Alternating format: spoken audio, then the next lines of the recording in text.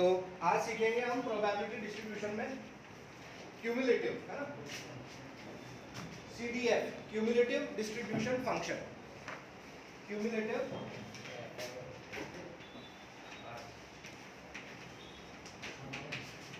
Distribution function, इसको हम CDF भी पढ़ते हैं। CDF cumulative distribution function, CDF भी पढ़ा जाता है इसको, है ना। ठीक है, चलिए प्रैक्टिकली बताता हूँ एग्जाम्पल के मीडियम से क्या होता है CDF। जैसे कि मान लीजिए ये x है ना, और ये probability of x is equals to xi, ठीक है। xi का मतलब ये होता है ना, ये छोटा x1, छोटा x2, छोटा x3, small x4, small x5, है ना। ये xi क्या बता रहा है, i की वैल्यू 1 डाल दूंगा तो x1 मिल जाएगा, 2 डाल दूंगा तो x2 मिल जाएगा, है ना। i कहाँ से स्टार्ट हो रहा है, 1 से लेकर, है ना। हाँ, तो एक एग्जांपल दे देते हैं। मान लीजिए ये लिखा हुआ है 1, यहाँ लिखा हुआ है 2, यहाँ लिखा है 3, यहाँ लिखा है 4, यहाँ लिखा है 5। 1 की प्रोबेबिलिटी मैंने दे दी 0.2, इसकी प्रोबेबिलिटी दे दी 0.3, 0.4, 0.06 एंड 0.04, है ना। जानबूझ के मैंने ये सब ऐसे लिए ताकि टोटल क्या है सबका 1, है ना। देख लो आ रहा है क्या 1, देखो ध्यान से, है ना। 0.06 में 0.04 जोड़ूंगा तो 0.1 आ जाएगा, 0.1 प्लस 0.4 0.5 हो जाएगा, 0.8 हो जाएगा, 1 हो गया, है ना। एग्जाम्पल लिया है मैंने, ठीक है। तो ये x है, ये probability of x is equals to xi है ना। अब ये जो CDF है ना, CDF को कैसे डिनोट करते हैं, CDF को ऐसे डिनोट करते हैं f ऑफ x, जैसे फंक्शन को करते थे ना। CDF को कैसे डिनोट करते हैं, f of x, function of x, है ना। तो CDF क्या होता है, देखिए f ऑफ x बना रहा हूं मैं, एक ये x का था ना, ये प्रोबेबिलिटी ऑफ x, और नीचे अब मैं बना रहा हूं f ऑफ x, है ना। f ऑफ ऐसे लिख देता हूं x is equals to xi, है ना। समझ में आ रही बात, ठीक है। अब देखो CDF, तो जब मुझे इसका CDF निकालना है, यहाँ पहले एग्जांपल देखना, है ना। तो इसका CDF निकालना है ना। तो क्या हो जाएगा इसका CDF, इसकी जो प्रोबेबिलिटी है 1 पे प्रोबेबिलिटी क्या है 0.2, है ना। तो क्या आ जाएगा इसके नीचे 0.2 आ जाएगा, ठीक है। अब मुझे निकालना है इसका CDF, किसका CDF निकालना है, 2 का। तो ये जो 2 का CDF होगा वो क्या होगा, 2 के बराबर या 2 से छोटे जितने भी हैं उनका जोड़। आ रही है बात समझ में, क्या बोला मैंने, इसका CDF निकालना है मुझे, किसका निकालना है, इसका। तो क्या करूंगा, इन दोनों को जोड़ दूंगा, यही बात समझ में। तो क्या आ जाएगा, देखो ऐसा खाना बना देता हूँ, क्या आ जाएगा भाई, 0.2 प्लस 0.3 ये 0.5। अब मुझे निकालना है इसका CDF, तो क्या हो जाएगा, 3 का निकालना है तो 3 के बराबर या 3 से छोटा उन सबका जोड़, और लिखते हैं ना बीच में, 3 के बराबर या 3 से छोटा क्या है, 1 और 2 और 3, और बीच में अगर और आ जाता है तो हम क्या करते हैं, ऐड, है ना। तो इसका CDF निकालना है तो क्या हो जाएगा, क्या हो जाएगा 0.9। अब निकालना है इसका, आप समझदार हो, 4 का निकालना है तो कहां से, पूरा शुरू से लेकर यहाँ तक कितना आ जाएगा 0.96, और ये 5 का निकाला है तो क्या हो जाएगा पूरा। तो प्रोबेबिलिटी का जो जोड़ आता है हमेशा 1 आता है, जो बिल्कुल लास्ट CDF निकालोगे वो हमेशा क्या आएगा, आई बात समझ में, एग्जांपल के मीडियम से आई, है ना। अब लिखते कैसे हैं, CDF जो होता है ना f ऑफ x, मैथमेटिकली बता देता हूँ, वो क्या होता है, probability of x lesser than equals to xi, आई बात समझ लो। ये जो लिखा है ना हमने, ये जो ये है इसका मैथमेटिकली, जैसे कि मतलब मेरे को 2 की निकालनी है तो क्या होना चाहिए, 2 के बराबर या 2 से छोटा, आई बात समझ में। अच्छा ये उल्टा साइन लगाना है क्या, साइन उल्टा लगाया क्या, जैसे प्रोबेबिलिटी ऑफ x, हाँ ये उल्टा लगेगा, जैसे x2 का निकालूंगा तो x2 के बराबर या उससे छोटा है ना, x2 का निकालूंगा तो वही होगा, यही बात समझ में जल्दी से वही कर देना, ये है ना।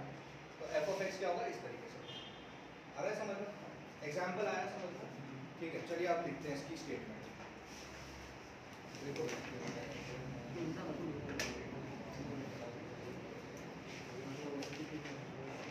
लिखो,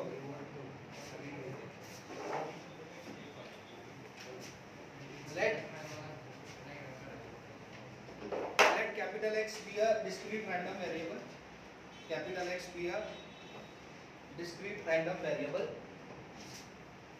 let capital X be a discrete random variable and its probability distribution is as follows, है ना, is as follows। ये बनाओ, हमने क्या किया है, मान लिया गया है x एक डिस्क्रीट रैंडम वेरिएबल है और उसकी प्रोबेबिलिटी डिस्ट्रीब्यूशन हमें कुछ इस तरीके से दे रखी है। यहाँ देखो x1, x2, x3 dot dot dot dot xn तक, x1 के नीचे उसकी probability p1, p2, p3 and dot dot dot dot pn।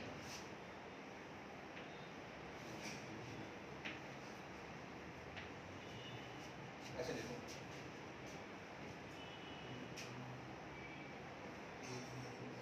आधी बात है ना, एग्जांपल है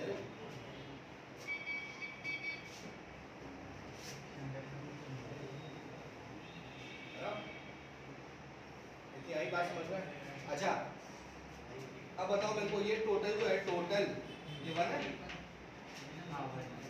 अरे टोटल इसका 1 है ना, इतना लिखिए, ये तो असाधारण सी बात है। इतना लिखने के बाद 10 एक लाइन छोड़ के, the cumulative distribution function CDF, the cumulative distribution function CDF, small CDF से रिप्रेजेंट करते हैं, कैपिटल भी कर दो कोई दिक्कत नहीं, लेकिन हाँ टेक्स्ट बुक्स में हमें इस तरीके से स्मॉल CDF से डिनोट किया हुआ है। the cumulative distribution function CDF of capital X, CDF of capital X, CDF of capital X, किसका किसका CDF निकाल रहे हैं हम, इस रैंडम वेरिएबल का। CDF of capital X is denoted as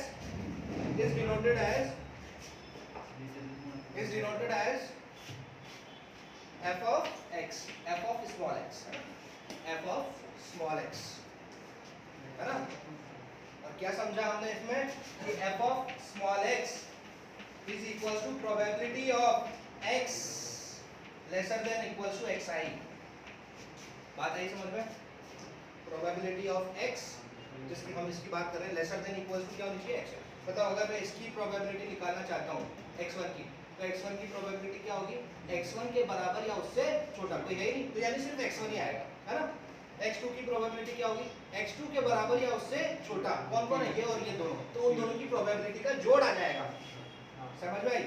फिर इसकी बात करूंगा इसके CDF की, तो क्या आएगा, x3 के बराबर या उससे छोटा, कौन कौन है, ये तीनों, तो इन तीनों प्रोबेबिलिटीज का जोड़ आ जाएगा, है ना। और लास्ट CDF हमेशा कितना मिलेगा, 1। इतनी आली बात समझ में, बहुत आसान है, ठीक है ना। तो ये हो गया, ऑफ कोर्स यहाँ लिख देना x belongs to r, x belongs to real number, x belongs to r।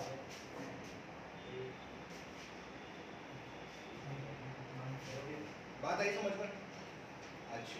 और इसको इलैबोरेट करते हैं और इसके बारे में ढंग से बात करते हैं। तो CDF की मैक्सिमम ज़्यादा से ज़्यादा वैल्यू कितनी आ सकती है, 1, जो कि आएगी सबसे एंड में, और कम से कम क्या आ सकती है, 0, है ना। तो CDF का डोमेन क्या हो गया, 0 से 1, ये भी पॉइंट लिख लो। Domain of CDF, domain of CDF क्या हो जाएगा आपका, क्लोज इंटरवल में 0 से 1, है ना भाई, 0 1 क्लोज दोनों शामिल, है ना। बता दूं ये चीज, और अपने को, और इसी जो हमने कंसीडर किया है ये एग्जांपल, इसी को और आप इलैबोरेट करके अब ऐसे लिख लो, f ऑफ, हाँ भाई f ऑफ x1 क्या हो जाएगा, p1 हो जाएगा, सहमत है ना। f ऑफ x2 क्या हो जाएगा, बहुत ही बढ़िया, p1 प्लस p2, है ना। एफ ऑफ एक्स थ्री क्या हो जाएगा? बहुत बढ़िया, बस बस P1 plus P2 plus P3, है ना? हर बार हमें आगे से चलना है ना, वहां से जहां से स्टार्ट हो, ठीक है? ऐसे ही लिख लो। इसी तरीके से डॉट डॉट डॉट डॉट करके एफ ऑफ xn क्या हो जाएगा भाई? P1 plus P2 plus P3 up to Pn, और वो हमेशा Pn तक का उसका जोड़ कितना हो जाएगा? है ना?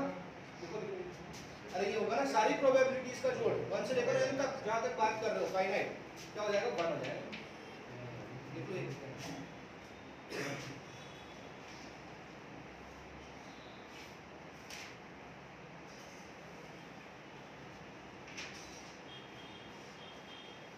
आसान है, इजी है बहुत, ठीक है? क्वेश्चन कर लो ये, लिखिए।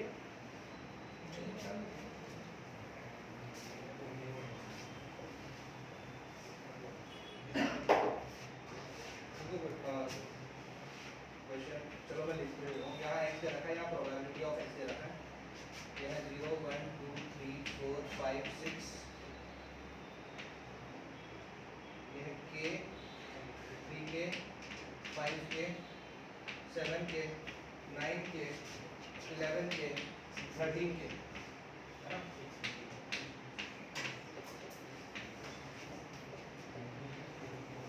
ये दे रखा है आपको, है ना? Find the value of k, find k, चार चीजें पूछूंगा मैं इसको, जल्दी करना आपने। Find the value of k, दूसरी चीज प्रोबेबिलिटी ऑफ x 0 से बड़ा 4 से छोटा, इक्वलिटी का साइन नहीं है। तीसरी चीज obtain the CDF, obtain the CDF कर दोगे? करो करो।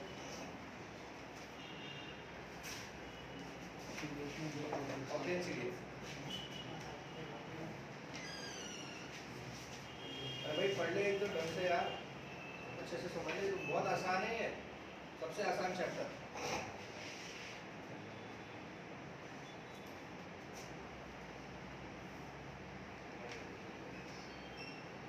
k का वैल्यू निकालो सब, k का वैल्यू निकालो,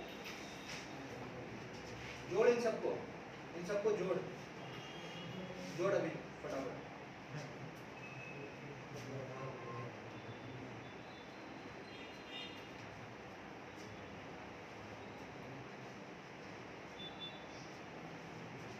वन बाय 49, है ना? इन सबको जोड़ोगे 13 में 11 24 में 9 33 में 7 40 45 48 49 49 के, और इसका टोटल कितना होता है बेटे? टोटल आता है 149 के इक्वल्स टू 1 हो जाएगा, तो k का वैल्यू 1/49 आएगा, है ना भाई? हर जगह रख दो k की जगह, दुनिया में जहाँ k है वहाँ 1/49, तो ये क्या हो जाएगा? 1/49, है ना? अरे होगा कि नहीं? 1/49 हो जाएगा, ये हो जाएगा 3/49, है ना? ये हो जाएगा 5/49, 7/49, 9/49, 11/49, 13/49, बात सही है? करेक्ट है? आ रही बात समझ में? हाँ, ये k का वैल्यू निकल गया। हाँ भाई, ये सेकंड आंसर क्या हो जाएगा? 0 से बड़ा 4 से छोटा, इक्वलिटी का साइन नहीं है ना? तो हमें सख्ती से 0 और 4 को शामिल नहीं करना है, तो बीच में कौन आ रहा है? 2 3 1 2 3, है ना?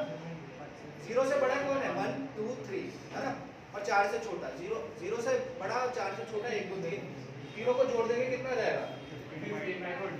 15/49, है ना? तो इसका आंसर आ जाएगा 15/49,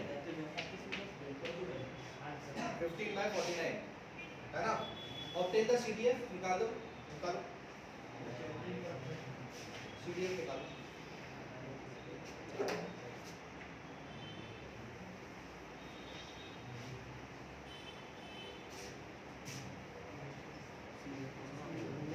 f of x, f of small x,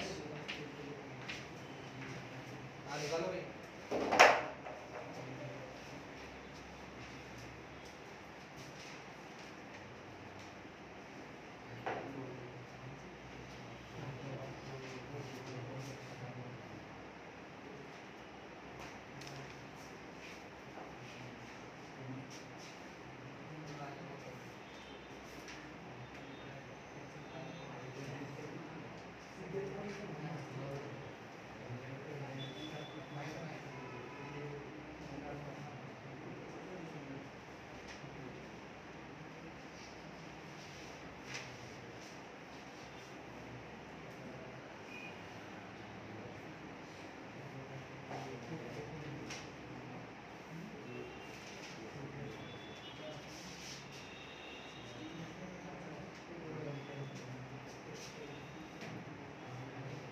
जोड़ते जाओ पिछला बस।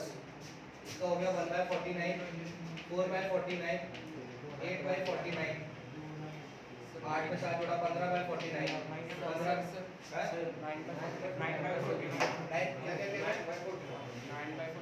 ये हाँ ये सॉरी 1 4 9 हाँ सही बात 9/49। अगला क्या आ जाएगा 14/49, 16/49। हाँ 7 के लिए निकालना 16/49। अगला 16 और 9 25/49। अगला 36/49 और लास्ट 49/49 जो कि हमेशा बनी होगा है ना। ये हो गया इसका आए, ये हो गया इसका डिस्ट्रीब्यूशन, क्यूमुलेटिव डिस्ट्रीब्यूशन है ना। सीडीएफ को जनरली डिस्ट्रीब्यूशन फंक्शन भी बोलते हैं, डिस्ट्रीब्यूशन फंक्शन। अगर क्यूमुलेटिव नहीं बोला किसी ने, सिर्फ डिस्ट्रीब्यूशन फंक्शन बोला तो उसका मतलब क्या है सीडीएफ है ना। आगे बात समझ लो। चलो नेक्स्ट क्वेश्चन, नेक्स्ट क्वेश्चन है following is the distribution function of fx। यहाँ आपको fx का डिस्ट्रीब्यूशन फंक्शन दे रखा है। Following is the distribution function of fx। यहाँ x दे रखा है, यहाँ f of x दे रखा है, ठीक है। ये 1 दे रखा है, 2 दे रखा है, 3 दे रखा है, 4 5 6। अच्छा ध्यान रहे फंक्शन या जनरली कैलकुलस में हम ऐसे पढ़ते हैं f of x, ये f भी छोटा और ये, लेकिन यहाँ पे ये f कैपिटल है, x छोटा है ना। सही बात है ना, ठीक है। ये 1 2 3 4 5 6 और इसका fx दे रखा है हमें 0.2 0.37 0.48 0.62 0.85 1, ठीक है। तो इसकी सबसे पहली चीज आपको ये पूछी है फाइंड द, अच्छा यहाँ x दे रखा है या fx दे रखा है, तो क्या पूछा होगा p of x है ना। हाँ या प्रोबेबिलिटी का खाना नहीं दिया हुआ है, तो आपको सबसे पहली चीज आपका ये क्वेश्चन है find the probability distribution. Probability distribution क्या होगा इसका। अब उल्टा सोचना है आपको, अरे यार ये बात समझ में यार, ये बड़ी बात नहीं, उल्टा दिमाग घुमाना है आपको। प्रोबेबिलिटी डिस्ट्रीब्यूशन निकालना है हमें। चलो ये मैं एक करवा देता हूँ आपको। ये लो p of x है ना, p of x। सबसे पहले बताओ पहले वाली की प्रोबेबिलिटी तो क्या रही होगी, ये f of x 0.2 है, तो सबसे पहला तो क्या होगा 0.2 ही होगा है ना, 0.2। दूसरा क्या होगा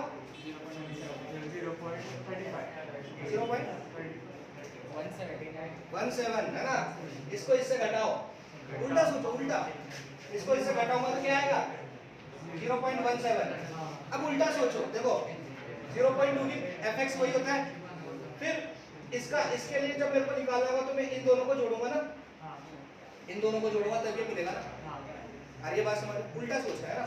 हाँ अब तो तीसरे वाले में क्या होगा, इससे ये माइनस हो जाएगा, क्या हो जाएगा 0.11, ये क्या हो जाएगा 0.14, ये क्या हो जाएगा 0.23 और लास्ट क्या हो जाएगा 0.15। चेक करो, आई बात समझ में नहीं आई है ना। उल्टा पूछा अगर उसने डिस्ट्रीब्यूशन देके प्रोबेबिलिटी का पूछा तो क्या करते जाओ पीछे, उसमें हम एक एक जोड़ते जा रहे थे पिछले को, उससे पिछले से को माइनस करते जाएंगे तो p of x। अब खुद सोच लो आप उल्टा करके। हाँ तो 0.2 की प्रोबेबिलिटी fx क्या आता है इसका 0.1, फिर 0.17 अगर आता तो इसका fx क्या आता भाई 0.17 का। इन दोनों को जोड़ मतलब इसको हमको ऐड करना पड़ता ना, ठीक सही बात है ना भाई। 0.2 का भाई 0.17 का, इन दोनों का जोड़ 0.37, फिर इनका इसका क्या हो जाएगा इन तीनों का जोड़, ये रहा है ना। अरे बात समझ में पक्का, पक्की बात, ठीक चलो।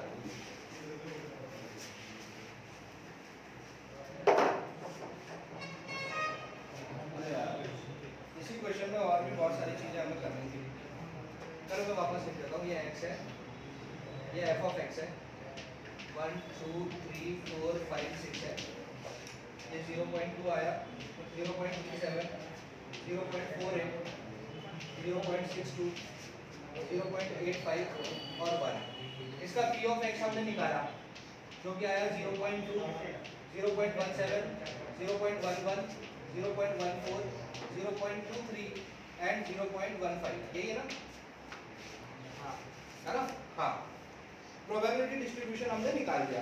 अब इसकी दूसरी चीज देखो, दूसरी चीज इससे पूछिए, find probability of x lesser than equal to 3। क्या होगा आंसर?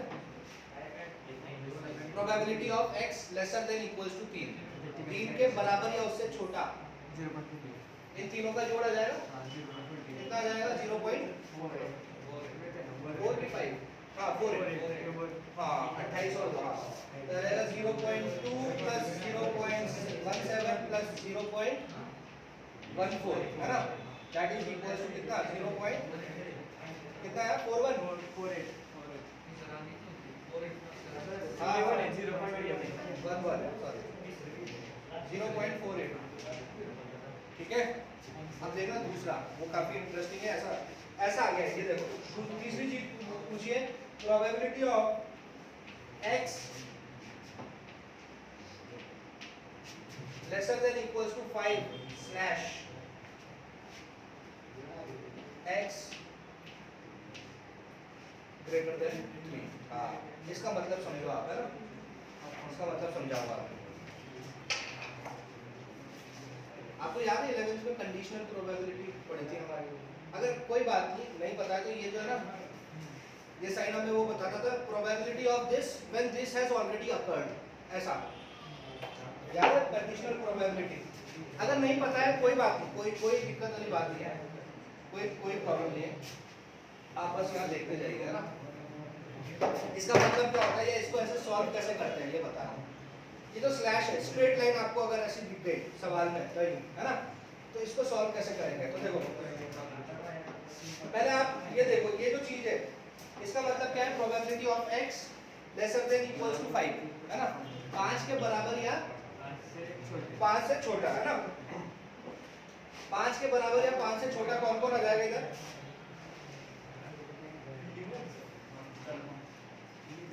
इसमें और इसमें आपको कॉमन देखनी चीज, देखो इसमें और इसमें कॉमन देखनी। 5 के बराबर या 5 से छोटा कौन कौन है? ये, है ना? सही बात है। और इधर देखो, इधर देखो, 3 से क्या बोल रहे हैं? बड़ा। 3 शामिल नहीं, 3 से बड़ा मतलब 4 और 5, ठीक है? 4 और 5 और 6, ठीक है ना? कॉमन कौन है इसमें? 4 और 5। हाँ, आई बात समझ में? नहीं आई समझ। मतलब इसको सॉल्व करने का अभी पूरा नहीं हुआ है ना? इसको सॉल्व करने का क्या है? इसको सॉल्व करने का ऐसे देखो, probability of x lesser than equals to 5, है ना? कॉमन देखते हैं तो क्या बोलते हैं? सेट में यूनियन, याद है कि नहीं? कॉमन मतलब इंटरसेक्शन, है ना? कॉमन पार्ट मतलब इंटरसेक्शन, उल्टा ही, है ना? और यहाँ पर क्या लिख दूंगा मैं? प्रोबेबिलिटी ऑफ x क्या हो जाएगा? हाँ, divided by probability of x this. पहले क्या किया मैंने? कॉमन लिया, कॉमन लेके डिवाइड किससे कर रहा हूँ? इससे, इसकी प्रोबेबिलिटी। आ रही बात समझ? पक्का? ये ऐसा लिखा हुआ है, स्लैश है बीच में, इस तरीके से निकला है। तो पहले तो मुझे क्या करना है? इसकी प्रोबेबिलिटी देखकर जो कॉमन आ रहा है, इंटरसेक्शन, है ना? इंटरसेक्शन। और डिवाइड किससे किया? डिवाइडेड बाय ये नहीं, ये दूसरा जो, है ना? मतलब ये probability of a slash b, अगर ऐसा लिखा हुआ तो क्या हो जाएगा? Probability of a intersection probability of b divided by probability of b। ये तो जनरलाइज करके लिख दिया, है ना? देखो ठीक है, कंडीशनल प्रोबेबिलिटी से आता है। आया समझ में ये चीज? हाँ, देखो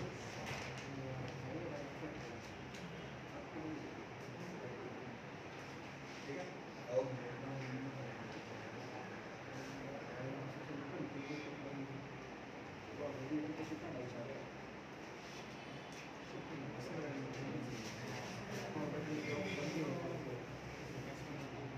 आई बात समझ में? बाकी बात, है ना? हाँ, तो अब सॉल्व कर लेते हैं इसको।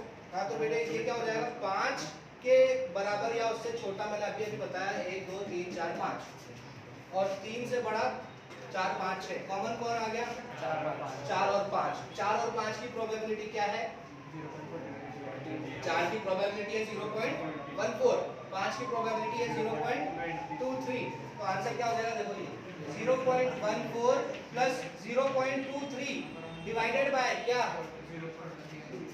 डिवाइडेड बाय 3 से बड़ा, 3 से बड़ा कौन है 4 5 6, तो डिवाइडेड बाय 0.14 प्लस 0.23 प्लस 0.15, समझ आ रहा है कि नहीं, ये हो गई हमारी प्रोबेबिलिटी, इसका आंसर मतलब है ना क्या हो जाएगा 0.37 प्लस 0.52, 37/52 इज द आंसर, 37/52, 37/52 ये हो जाएगा answer.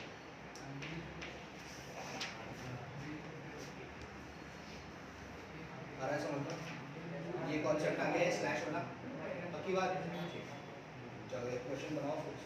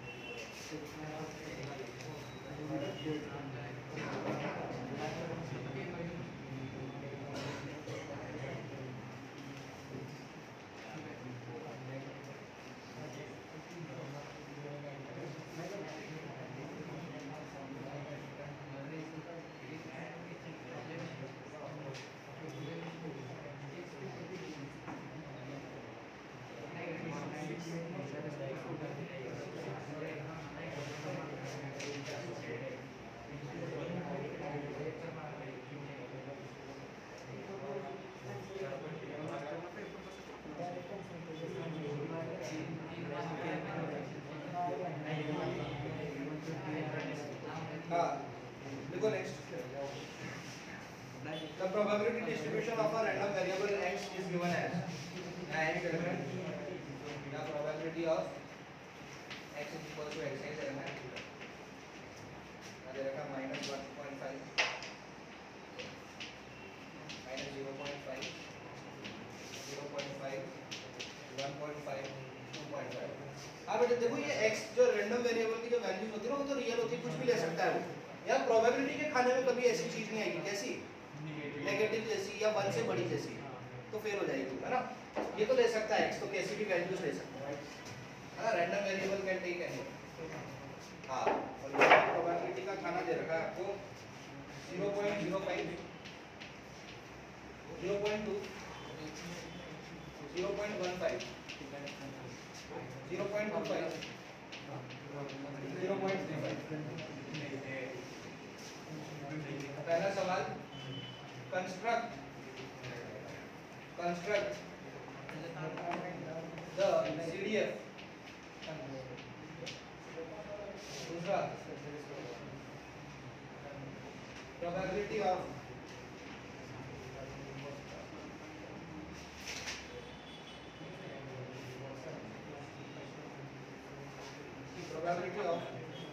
x greater than equals to 4 slash x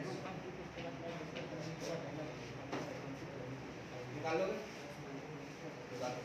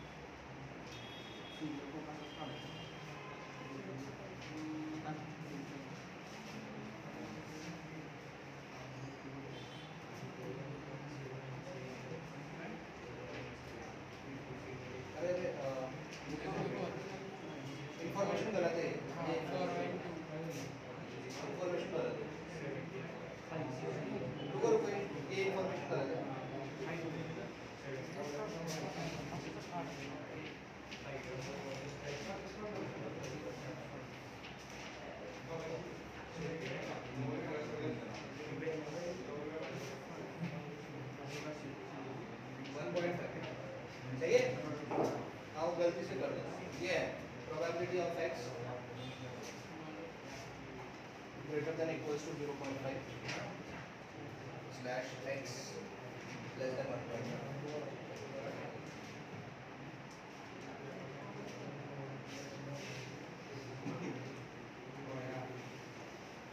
0.5 से क्या बड़ा या उसके बराबर, 0.5 से बड़ा या उसके बराबर की प्रोबेबिलिटी क्या हो जाएगी, ये और ये, ठीक है ना।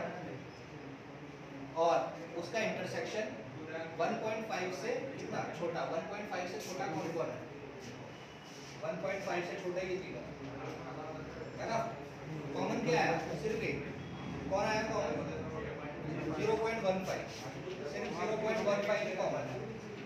0.15 डिवाइडेड बाय 1.5 से छोटा कौन कौन है, 1.5 से छोटे की प्रोबेबिलिटी क्या क्या हो गई, ये और ये है ना, इन तीनों का जोड़ 0.05 प्लस 0.2 प्लस 0.15 0.35 प्लस 0.05 0.40 3/8 3/8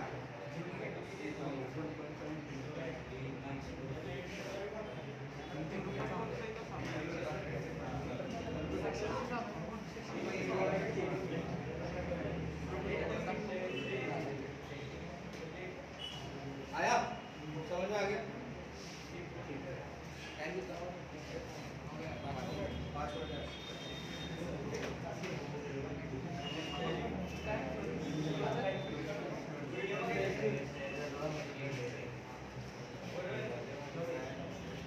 बेवकूफ में कह रहा है, छपरी आदमी है,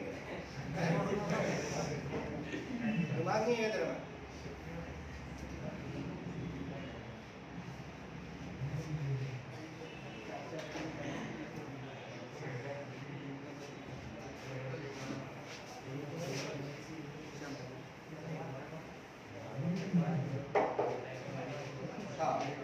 नेक्स्ट इसी का पॉइंट है ना, इस सीडीएफ का ग्राफ भी कैसे स्केच करते हैं वो भी सीख लेते हैं। तो नेक्स्ट पॉइंट को graph of CDF, graph of CDF, graph of CDF.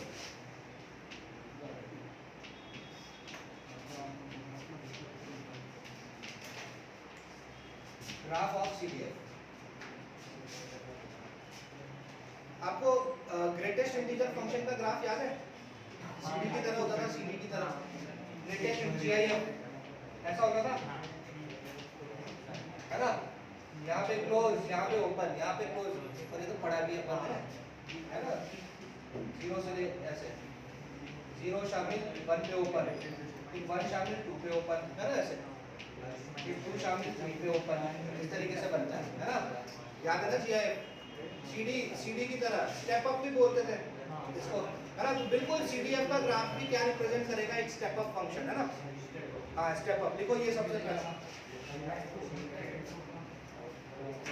It is a step up function, step up function, the graph represent a step up function,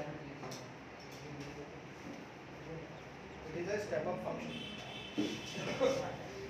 for example चले एक ग्राफ मैं आपको बना के बताता हूँ ना, ठीक है ना। तो ग्राफ के लिए देख लीजिए, जैसे मान लीजिए ये x और ये probability of x is equals to xi, ये खाना बनाते हैं, छोटा बनाते हैं 0 1 2, और इसको मैंने प्रोबेबिलिटी दे रखी है 1/9 2/9 3/9, ठीक है ना।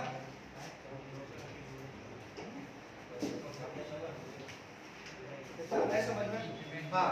तो सबसे पहले मुझे इसका f ऑफ x बता दो, क्या आ जाएगा, f ऑफ x इसका आ जाएगा 1/9, इसका आ जाएगा 3/9, और इसका क्या आ जाएगा,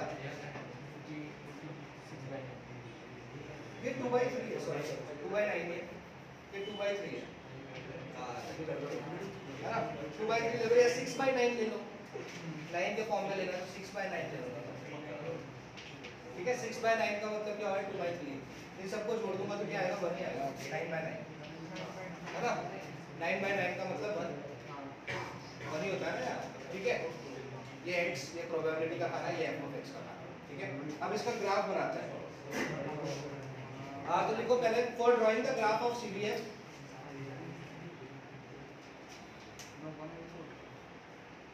for drawing the graph of CDF,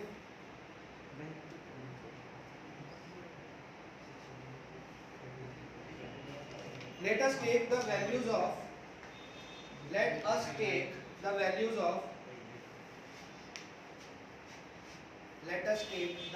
of this capital X, है ना? Let us take the values of capital X along x-axis,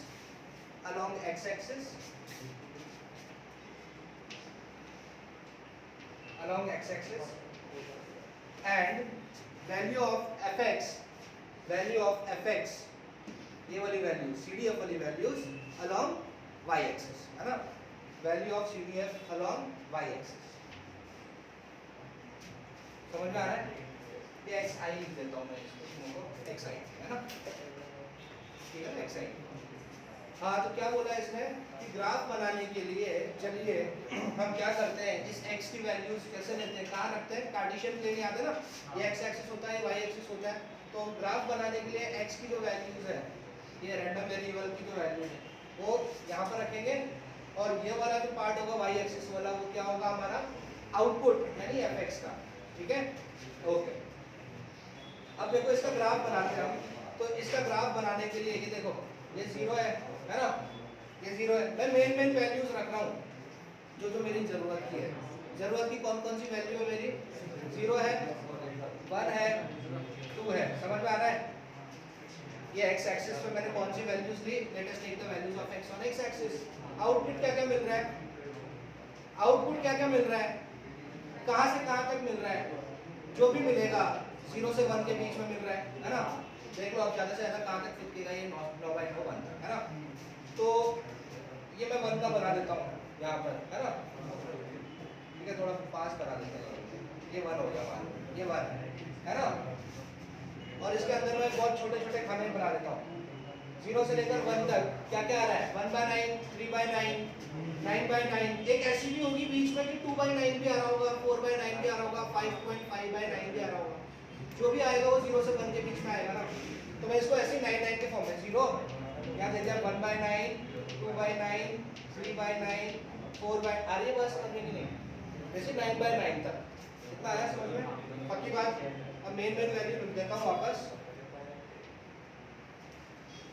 ये ले लिया मैंने, चलो 1/9 का, है ना? यहाँ कहीं मेंशन कर देता हूँ 3/9 और यहाँ मेंशन कर देता हूँ 1, कितना आ रहा है समझ में, बनाओ।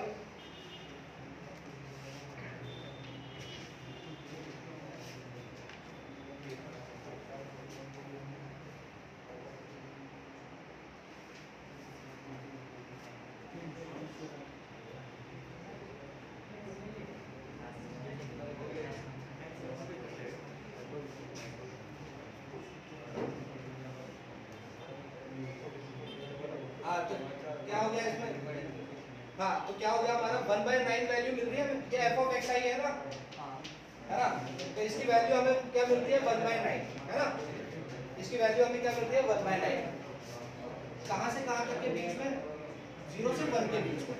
तो कैसे दिखाऊंगा ये 1/9, ऐसे क्लोज 1 ऐसे, है ना?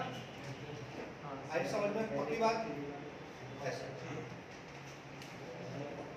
फिर आओ 3/9 पे, 3/9 कहाँ से कहाँ के बीच में मिल रही है हमें, 1 के बराबर, लेकिन 2 से 2 शामिल नहीं करूंगा ना मैं, 1 के बराबर की वैल्यू है ना। तो हाँ, तो ये चीज जो अगर हम ये हम कैसे बनाएंगे यहाँ से, है ना, ऐसे ये बैक, है ना? आ गया नहीं आ रहा था, पक्की बात।